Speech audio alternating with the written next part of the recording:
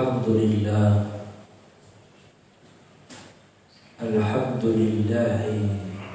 hamdan bila ghayah wa syukran bila nihayah al-khair wa syarru bi masyiatillah wa kafa billahi muhibba wa bil qur'ani muannisa wa bil mauti wa'aza wa bi khasyatillahi 'ilma wa bil ightirari jahla. Ashhadu an la ilaha illallah wa ashhadu anna Muhammadan abduhu wa rasuluh. Qala Allah ta'ala fi kitabihil karim wa huwa asdaqul qailin. A'udzu billahi minasy syaithanir rajim. Bismillahirrahmanirrahim. Ulaika 'alaihim salawatun min rabbihim wa rahmah wa ulaika humul muhtadun. Thumma aqulu uthikum wa iyaya nafsi bitaqwallah faqad fazal muttaqun. Faqala Nabi Muhammad sallallahu alaihi wasallam fi kitabihil hadith an Abi Hurairah radhiyallahu anhu qala Rasulullah sallallahu alaihi wasallam la yadkhulu ahadun minkum al-jannata bi'amali fahatta qalu wala anta ya Rasulullah wa qala wala ana illa an yataghammadani Allah bi fadlihi wa rahmatihi. Rawahu Muslim. Fasalli wa sallimu taslima katsira. Allahumma salli ala sayyidina Muhammadin wa ala ali sayyidina Muhammad wa an kulli sahabati Rasulillah ajma'in. Ibadallah, ittaqullaha haqqa tuqatih wa la tamutunna illa wa antum muslimun. Ma'asyiral muslimin wa zumratal mu'minin rahimakumullah. Syukur kita kepada Allah Subhanahu wa taala serta selawat kita hadiahkan kepada baginda Rasulullah sallallahu alaihi wasallam. Sebagaimana Allah Subhanahu wa taala telah membuktikan kepada kita keagungan Allah lewat daripada lafaz al-basmalah yang selalu diawali bagi seluruh hamba Allah ketika seseorang ingin memulai pekerjaannya. Ketika kita sedikit ingin mengkaji daripada makna yaitu lafaz al-basmalah, Bismillahirrahmanirrahim, Ar-Rahman. Di dalam Kutubut Turath, ulama salafus salih menyimpulkan yang dimaksud daripada Rahman yang ada di dalam lafaz al-basmalah. Rahman ini disimpulkan yaitu al-mun'im bijalalin ni'am, yang mana nikmat yang Allah berikan kepada hambanya yaitu berupa sebuah kesehatan dan juga kehidupan. Itulah rahmannya Allah.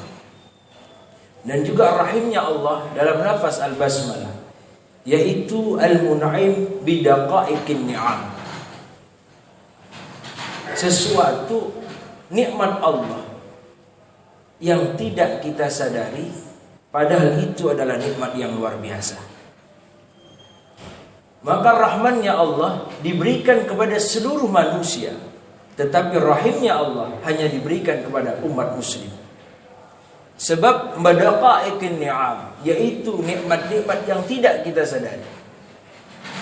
Dalam ilmu masdar, ilmu linguistik dijelaskan rahim itu sama dan ada kaitannya dengan rahmatnya Allah Subhanahu wa taala. Maka pembahasan kita dalam kesempatan yang mulia ini senantiasa pertama sekali khatib mengingatkan kepada diri khatib pribadi, marilah kita pertama adalah selalu meningkatkan kualitas iman dan takwa kita kepada Allah Subhanahu wa taala, dan juga terus mengharap daripada rahmat Allah Subhanahu wa taala. Ketika kita menelaah daripada pembahasan rahmat Allah dikaji dalam kacamata ilmu hikmah, atau di dalam kitab Al-Hikam, yaitu mutiara-mutiara hikmah, baik dalam kitab Syekh Ibnu At-Ta'illah Al-Iskandari, juga dalam kitab Mukhtarul Hikam lil Imam Al-Haddad Al-Hadrami. Ketika kita berbicara tentang rahmat Allah Subhanahu wa taala, maka ada hadis yang dilontarkan, yang diucapkan lewat qaul baginda Nabi Muhammad sallallahu alaihi wasallam. Rasulullah bersabda dalam hadisnya, la yadkhulu, tidak akan ada seseorang yang masuk, ahadun minkum al-jannah, tidak ada seseorang yang akan masuk ke dalam surga bi amalih, dengan amalnya, dengan tahajudnya, dengan sholat 5 waktunya, dengan zikirnya. Sampai-sampai sahabat bertanya, wahai Rasulullah, ada apa ini wahai Rasul? Bagaimana kabar ibadah kami kalau kami tidak bisa masuk surga dengan amalan-amalan kami selama ini? Apakah itu berlaku untukmu wahai Rasulullah? Sedang engkau telah memiliki amalan yang sangat luar biasa. Sampai dikisahkan, sampai disampaikan oleh Aisyah radhiyallahu anha. Suatu ketika Aisyah melihat baginda Nabi, beliau sampai sholat tahajud, sholat malam, bengkak kakinya. Ditanya oleh Aisyah, wahai Rasulullah, engkau ini adalah seseorang yang telah dijamin, telah diampunkan dosamu sampai engkau meninggal dunia nanti, dan telah diampuni dosamu yang lalu. Mengapa engkau seperti ini, seakan-akan engkau beribadah, engkau memiliki dosa yang sangat banyak? Jawabnya baginda Nabi, wahai Aisyah, amalanku ini tidaklah seberapa dibandingkan nikmat-nikmat yang aku berikan. Maka seluruh amalanku ini belum bisa menandingi nikmat yang Allah berikan kepadamu. Maka itu bentuk syukur aku kepada Allah. Maka kemudian Rasulullah menjawab kepada para sahabat, wahai sahabat, itu hadis, itu perkataanku juga berlaku untuk. Kemudian Nabi melanjutkan, illa, kecuali ayyataghammadani Allah, mereka akan masuk ke dalam surganya Allah bifadlih wa rahmatih, dengan karunia Allah dan rahmatnya Allah Subhanahu wa ta'ala. Di dalam hadis ini, ketika kita telah memiliki 3 fasal, 3 masalah. Yang pertama masalahnya dalam hadis ini, fasal ini adalah, hadis ini menjelaskan tentang ternyata amalan-amalan kita tidak bisa kita andalkan, tidak bisa kita sombongkan.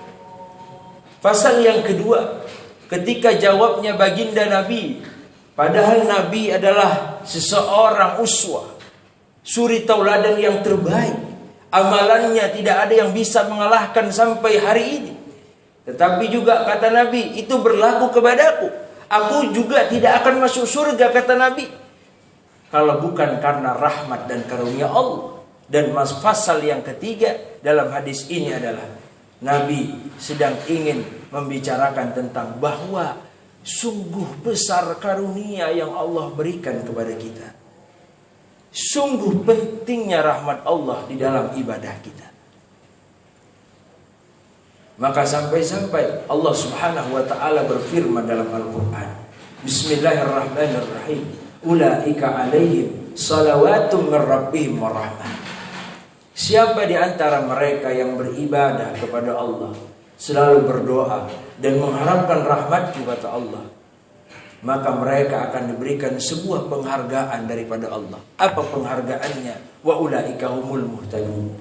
Mereka akan diberikan petunjuk selama mereka di dunia dan di akhirat. Maka itulah bentuk penghargaan bagi orang-orang yang selalu mengharapkan rahmat Allah Subhanahu wa taala. Kemudian ada yang bertanya, bagaimana dengan amalan kami? Apa gunanya amalan kami ini? Teringat kita dalam kitab Al-Mustadrak yang dikarang oleh Syekh Imam Al-Hakim. Pada dalam kitab tersebut sejarah menuliskan ketika baginda Nabi Allah Adam alaihissalam kemudian diturunkan ke bumi, dan Nabi Adam sadar, ya Allah, aku sekarang sudah tinggal di bumi, aku sekarang sudah tinggal di dunia, sudah tidak ada lagi kecuali kami ini, aku ini dan cucuku nanti beribadah kepadamu. Tidak ada lagi pekerjaan kami, tidak ada lagi kegiatan kami kecuali mengabdi, beribadah kepadamu. Maka kemudian dia meminta alat dan sarananya, diturunkanlah Ka'bah di bawah Baitul Ma'mur. Maka sampai hari ini semua orang, anak cucu Nabi Adam alaihissalam telah beribadah. Ternyata amalan-amalan itu, ibadah-ibadah itu adalah bukti daripada pengabdian kita kepada Allah. Yang pertama adalah amalan-amalan yang kita lakukan sebagai bukti ketaatan kita kepada Allah. Dan yang kedua adalah sebagai bukti tanda syukur kita terhadap karunia yang Allah berikan kepada kita. Seperti contoh ketika kita masuk di dalam satu perusahaan. Masuk di dalam satu perusahaan, kemudian HRD memanggil untuk interview. Di dalam interview itu HRD mengatakan, apakah engkau siap bekerja di perusahaan kami? Siap. Maka setelah engkau nanti tanda tangan kontrak, mulai engkau bekerja, haruslah mengikuti peraturan-peraturan yang ada di perusahaan. Karena engkau sudah kontrak kerja, kata HRD. Dan itu berlaku pada kaitannya dalam agama kita. Apa kontrak kerja dalam agama Islam? Ketika kita sudah menyatakan sikap asyhadu alla ilaha illallah wa asyhadu anna Muhammadar Rasulullah.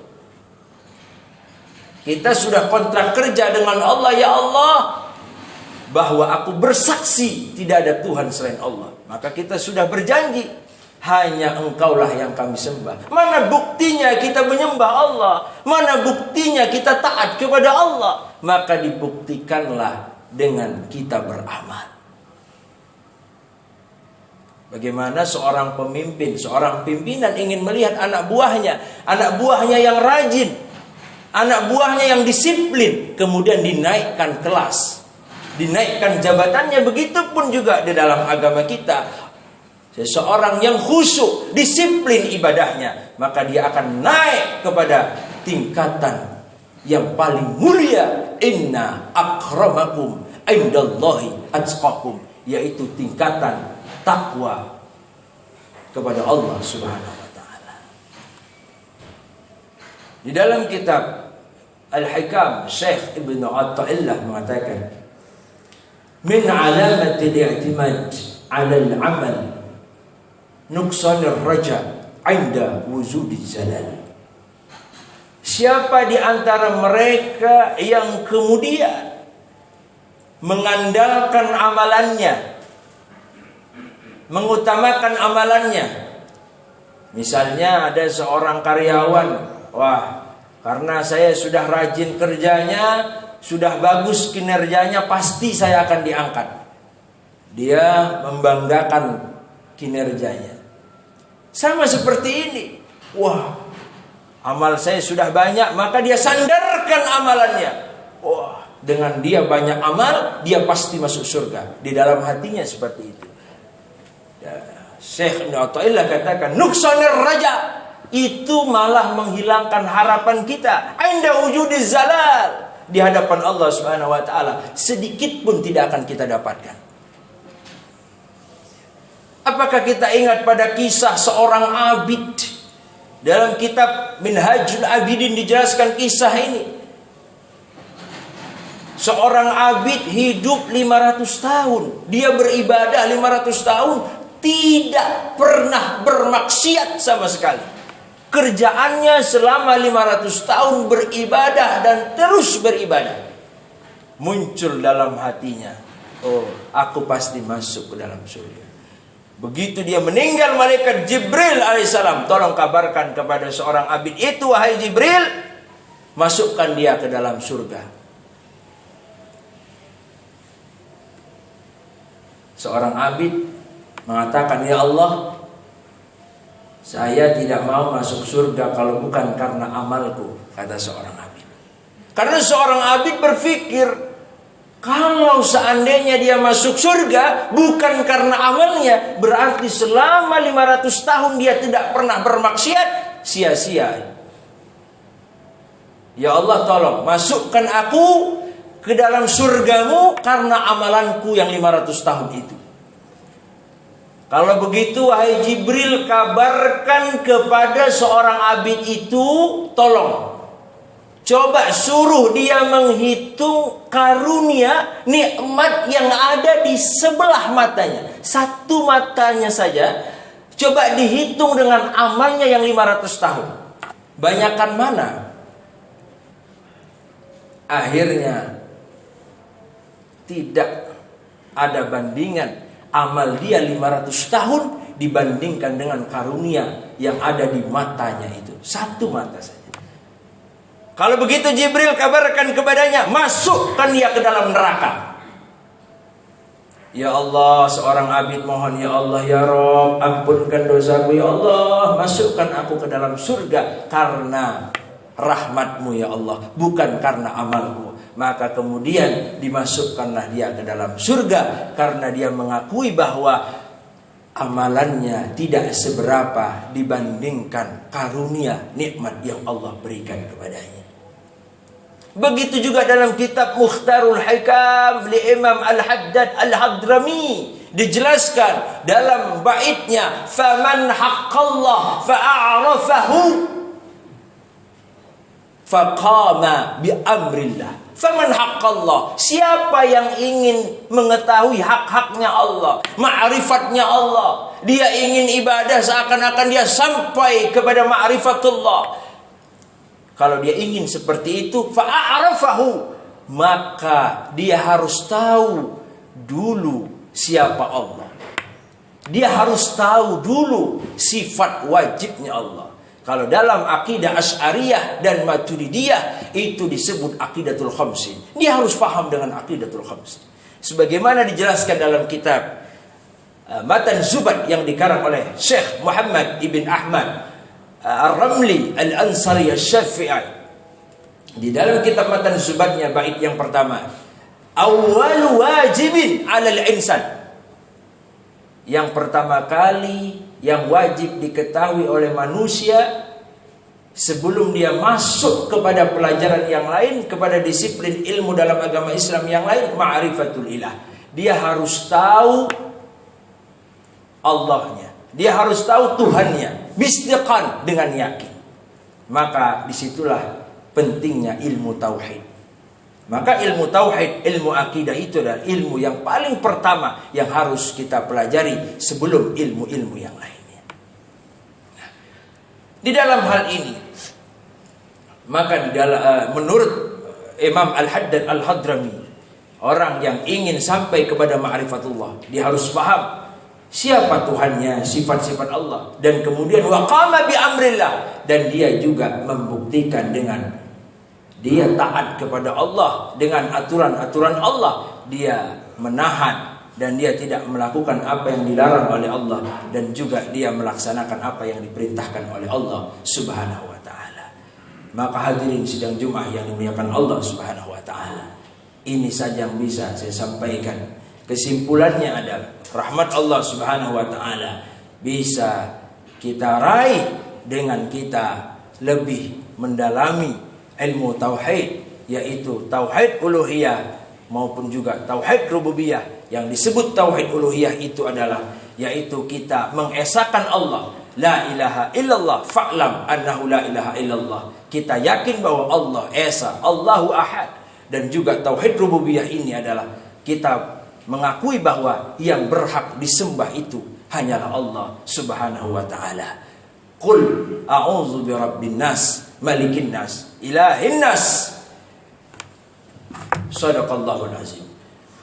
Maka di dalam tauhid uluhiyah, dalam tauhid rububiyah ini jelaskan kita harus, yaitu tidak bisa mengimani menuhankan sesuatu apapun kecuali kita hanya mengabdikan diri kita kepada Allah Subhanahu wa taala. Barakallahu li wa lakum fil Qur'anil azim wa nafa'ani wa iyyakum bima fihi minal ayati wazikril hakim. Taqabbala minni wa minkum tilawatahu innahu huwas samiul alim fastaghfiru innahu wal ghafurur rahim.